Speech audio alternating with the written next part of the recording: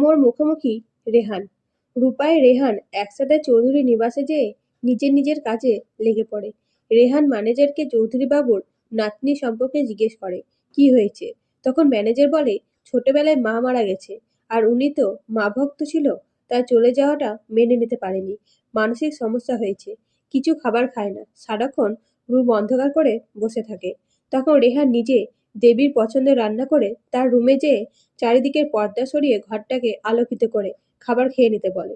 কিন্তু দেবী খাবার ফেলে দিতে গেলে রেহান খাবারের ঢাকা খুলে দিতেই দেবী শান্ত হয়ে যায়। তখন রেহান বলে, এই খাবারটা ফেলতে পারবেন না তো? এটা আপনার মা টিফিনে রান্না করে দিত, আর আপনি চেটেপুটে খেতেন, তাই তো?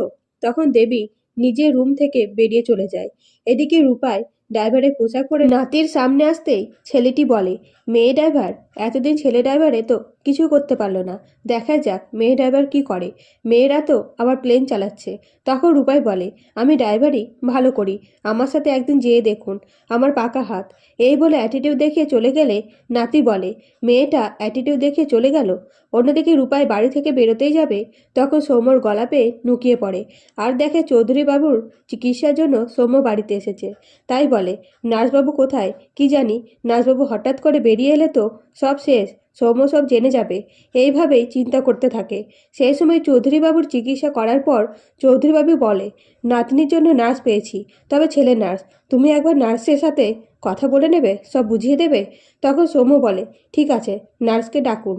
তখন চৌধুরীবাবু রেহানকে ডাকতে রেহান বাইরে আসতে সৌম্যর মুখোমুখি হয়। তখন সৌম্য বলে, ছোটদা তুই?